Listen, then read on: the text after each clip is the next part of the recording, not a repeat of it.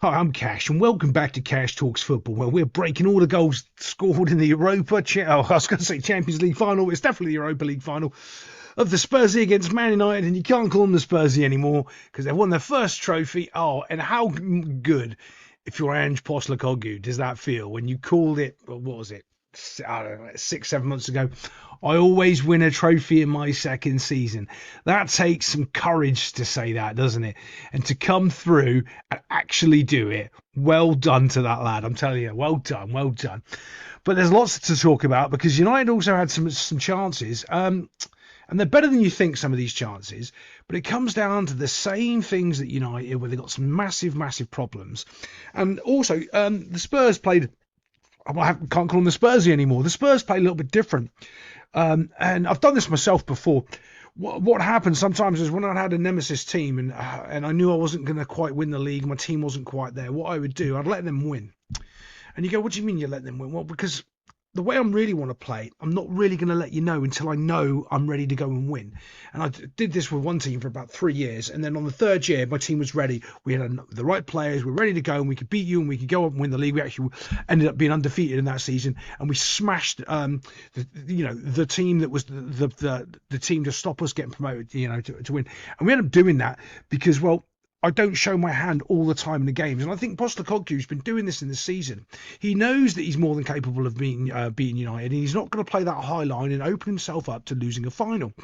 When you're in a final, and I don't know if many of you either played in them or coached in them, and I've coached loads and loads of finals, everything goes out the window. It doesn't matter if you're the better team or the worst team. It's all rubbish. It's absolute rubbish. It's all about the day. It's all about weird things, silly little people feeling bad.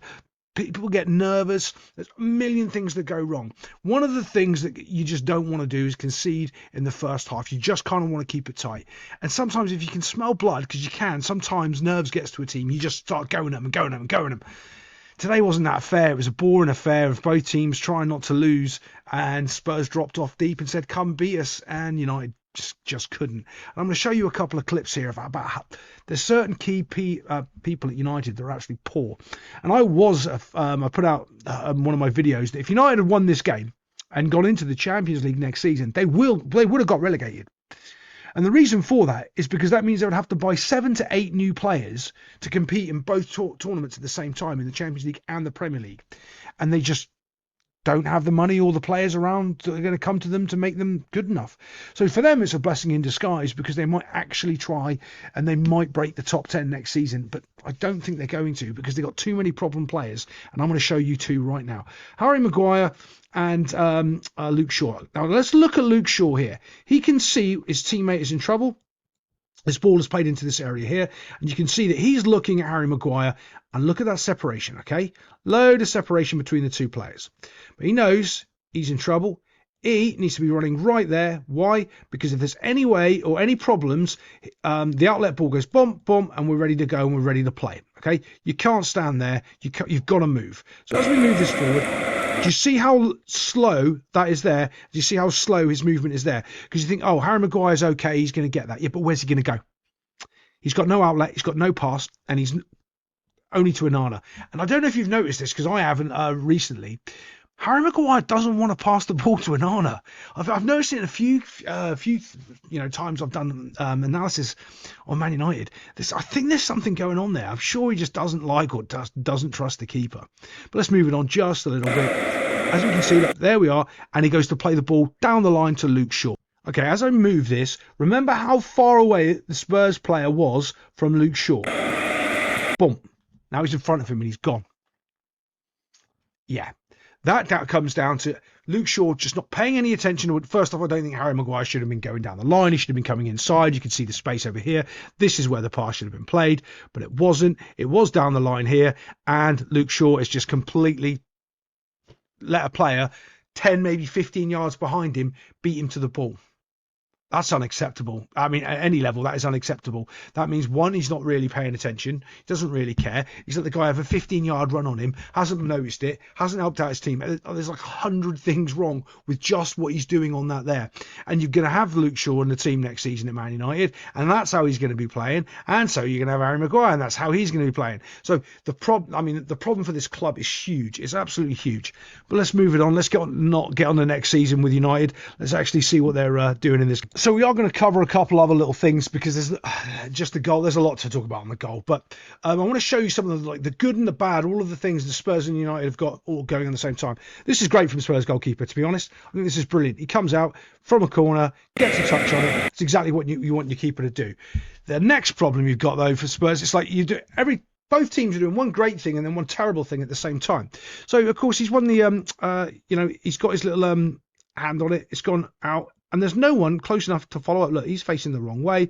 There's no one there to help clear the ball in this danger here. And they've got nobody up here, which it's just terrible for me. So then the ball moves out. Right, boom, there we go. Harry Maguire does something sensible. And I'm going to come on to this later on when there's a United player. He's got an opportunity. He's got the ball on the box. And what he does is just smash it at the goal. And it just goes flying past, right? It's another example right here. It's actually trying to do something useful. Look, just keep the ball moving in the box sometimes. Because if you look, there is 1 million players in front of the goal. Anything that you smash in front of that is going to be a problem right now. Just try to keep the ball in the box and try to make something creative happen. Unless, of course, you're a Mo Salah or you're an Erling Haaland. What do we mean by that? A prolific goal scorer. Someone who's got, and I don't mean 20, 25 goals a season. Anywhere like 15. Isaac from Newcastle. A decent striker. Anyone who's getting goals and you can sniff that goal out. Don't just hit the ball at the goal, because you've got it in the danger area. You've got the pressure on. And I want to show you this little first touch here. Spurs goalkeeper came and thinks the player brilliantly. Dumpf goes around him, creates a bit of space. Now, do you know what he should do? Give it back to Harry Maguire. Why? Because he's in the space to put in a cross. Why do you want to put in a cross? Because you've got 3 players right in the middle here. The last thing you want to do is slash the ball across the goal for no reason when you've got space here from Maguire, who's given you the ball in the first place. 3 players, you can see it perfectly right there. It's not hard to see that picture. Just don't smash it and lose the ball. Smash it and lose the ball across the goal.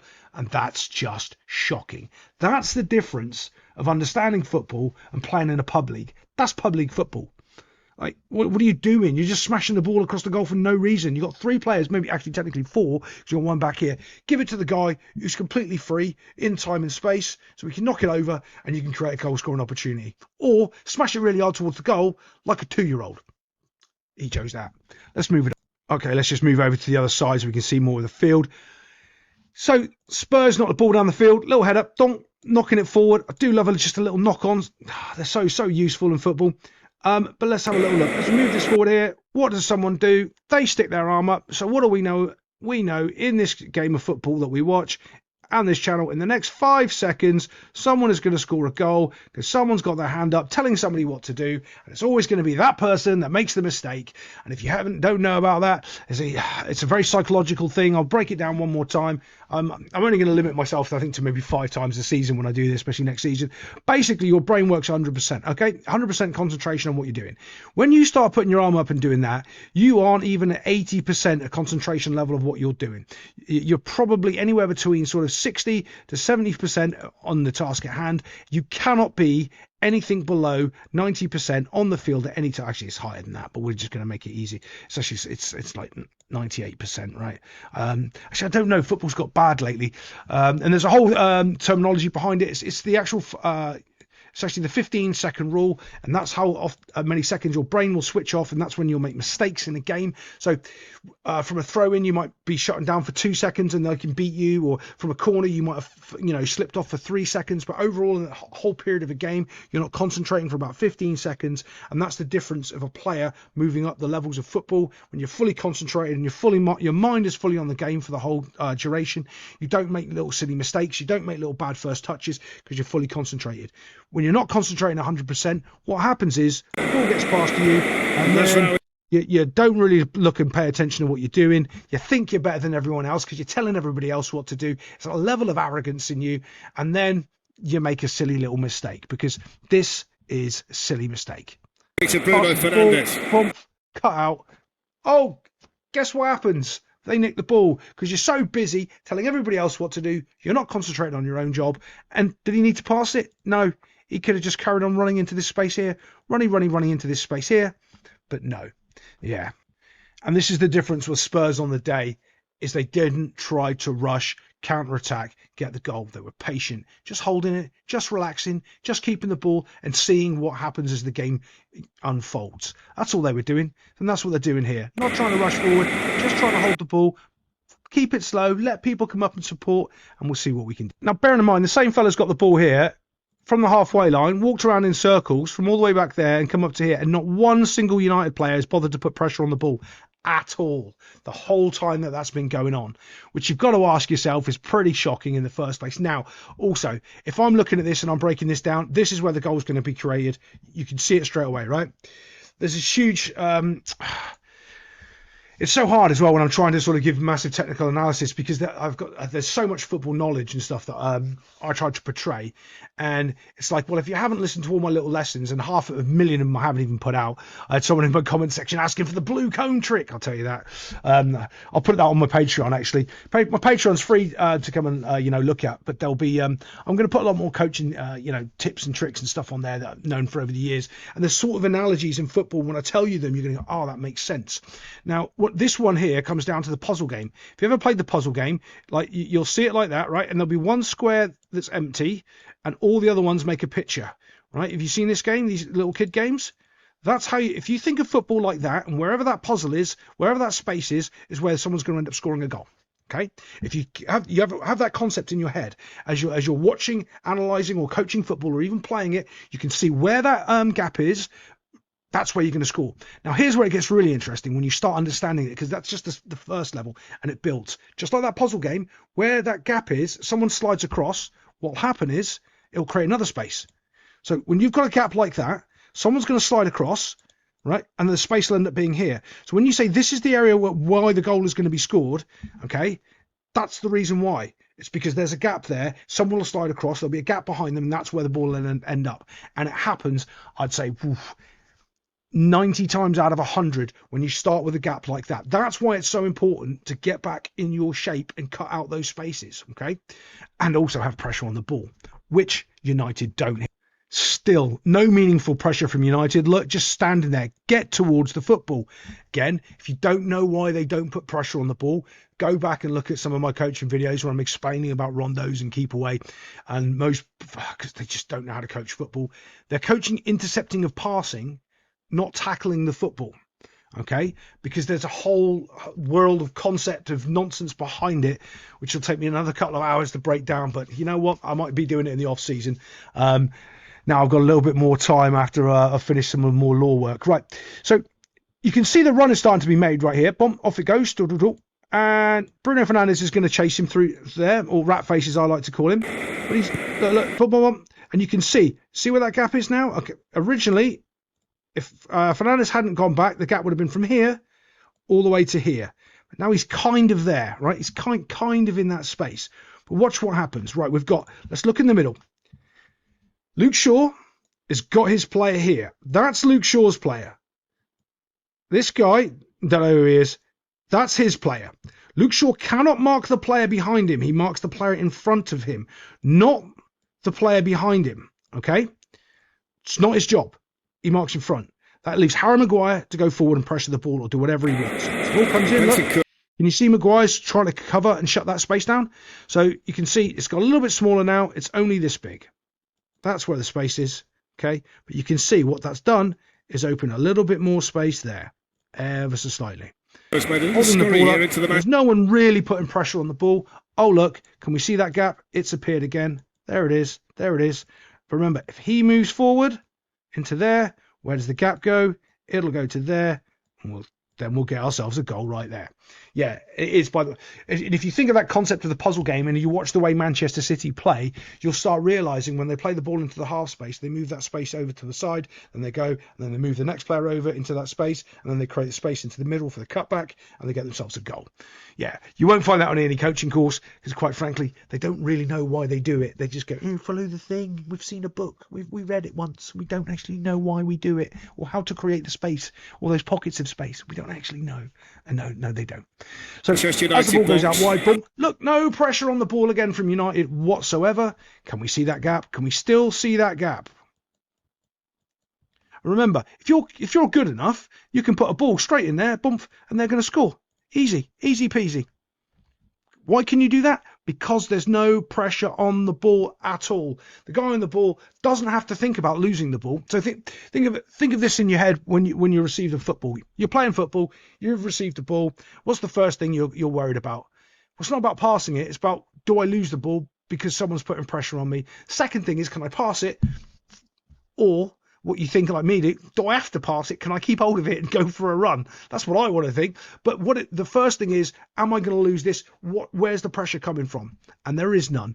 So all he's got to do now is pick himself out, pass, boom, put it across, and you can see Maguire's gone into that little space there.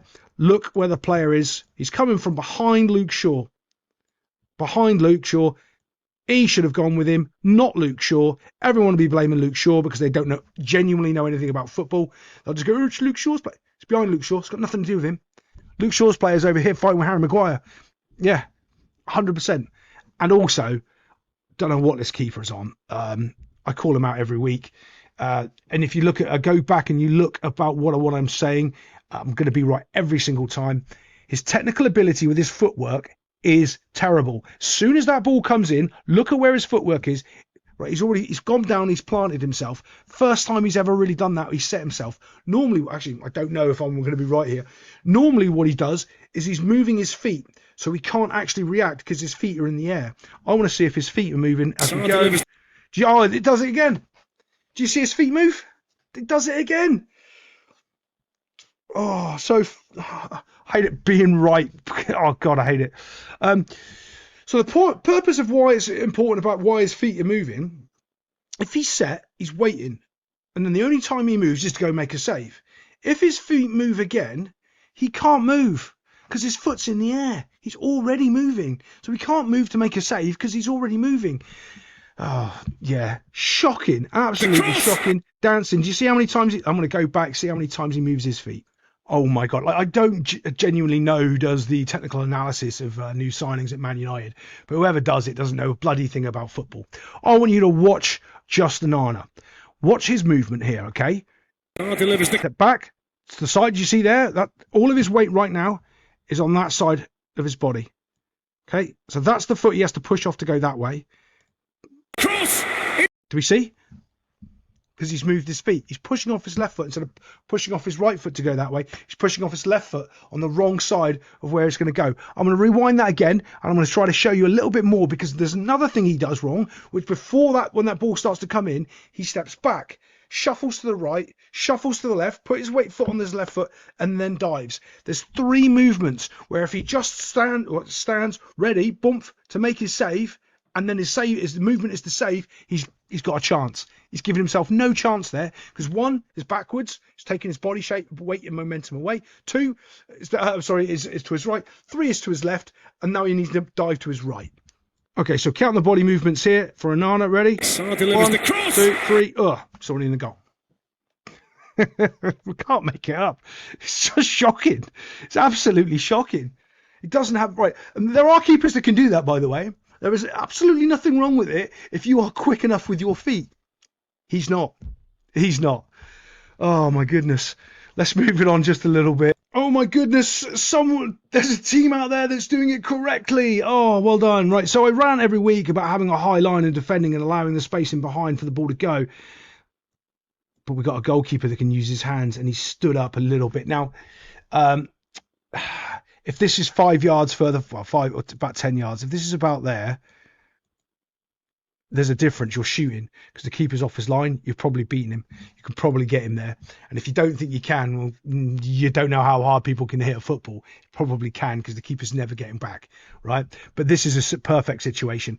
But when the ball gets lofted in, this is funny. It really is. All the keeper's got to do is catch the ball. Hits him in the face. I'm so sorry, but that's just, mate, you've got your hands there. You're allowed to use them, and he tries.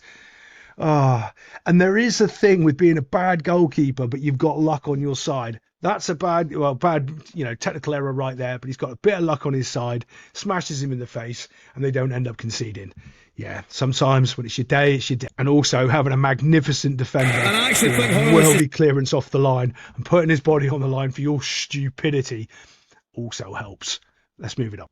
Here we go. This is great play from United. Little ball pinged up, pinged out wide. Delivery, quality delivery. Goes in. Ball.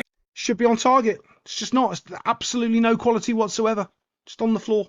I want to show you as well, right at the very end of the highlights, if I can remember rightly, because it was in the end of the game, and immediately the cameras cut away from it, about how poor the team spirit is at United. But we'll get to that. Again, this is the difference between the two teams. You saw in that Spurs goal the way that they controlled, built up possession, created an opportunity, moved some players around, got a bit of a run. No one was pressuring the ball, got in a delivery, and got a bit lucky. United just tend to do this, which is the same thing as Rashford used to do. Run at the player as hard as you can, kick the ball as hard as you can, and hope it goes in the goal. It's just completely right. Like, if you did this on my team not for the first time, the 15th time, but the 400th time during the season, you wouldn't have a house left because it might accidentally have caught fire with you in it, right? So, all the time now, boom, boom, takes a little bit of a touch, coming inside. I mean, what are you doing? I want to show you what that shot is. Nowhere near going in the goal. Look at where it is. It needs to be there. That is a massive, massive difference. All right. If you give me a run like that with no defender, I'm putting it into that corner there. No problem. Absolutely no problem. He is better than me, or supposed to be, and he's nowhere near being able to put it over here into the corner or even into the top corner. So what do? You hold on to the ball, you keep your team there. It's just he's trying to be the king. He thinks he's Cristiano Ronaldo, and mate, you're not. You're not, because after the other 50 chances, the 50 times you've done this, you would have scored about 20 and you haven't. So what you do is you win the final by holding on to the ball and creating a better opportunity for your teammates, not just whapping it like that. And it's right in the middle of the goal. It's bread and butter for the goalkeeper, and it's a complete and utter waste of time because you've just lost the ball again in a final. Yeah, not good enough. Okay, just going to comment on this Luke Shaw bit before I show you the actual just nonsense team play between two United players near the end. His header, you can see, look at his technique. Look, watch where his body goes. Okay, he was running towards the ball. He's hit the ball. Watch where he goes. You see, he ends up going backwards. Look, you can see he's leaning backwards. So there's no power in that header at all. His technique's just terrible. He was running forwards, full pelt to header the ball, and then he ends up taking all the power off it, and then he can't beat the keeper with it. He's just technically flawed again. He can't actually header the ball attackingly. It's, yeah. Exactly what and it of course, go straight to keeper. If he did it properly, he would have got himself a goal. This is the incident I'm talking about. Okay, this is it right here. And if you can spot it, good on you. 1, 2 clowns trying to hit a ball. Nobody in this area here. Everyone's flooded in the box. You need to be making a run in, yelling at these two to knock it to you, and you become a worldie hero. Nope. No interested in that whatsoever. What we're both going to do is both try the overhead bicycle kick in the last minute of the game instead of bringing the ball down, knocking it to the penalty spot and having your teammates smash it into the goal and be a hero. No, we're both going to be the heroes because we're over here in a position, like I've said but a million times before, if you don't know about the scoring funnel, it's these areas here. You don't score in here unless you're absolutely a worldie and with a bit of luck. You don't take those shots. Guess what? We both do. Get in each other's way. Yeah. And both mess it up. Or could have just knocked it down. Look at that acres of space. And I don't know who's out of the frame there. Could have run in and just tapped it in the goal. But it's not over yet. Look at the spoiled child having a reaction to what's just happened. You know, it's just awful. Hitting the ground. Well, yeah, you know what? If you hadn't just taken that stupid shot a little while ago and you controlled it inside the box and let your team come and help you, you wouldn't have to resort to trying to take the ball off Casemiro's foot while you're doing a bicycle kick, both of you, for no reason at the end of the game, trying to win a cup final. It's infuriating as a coach watching how bad these players are. Oh my God. Yeah, but there we go. Other than that, I'll see you next time on Cash Talks Football. Actually, before I go, I probably should say well done to the Spursy quite a bit. I'm so proud of Postecoglou winning this tournament. I really am. I know I'm going in on United a little bit hard there, but there's not much to say about Spurs. They just ground it out, did a great job, and it's going to be fun to watch Ange now in the media tell all the media I was right, which is going to be brilliant.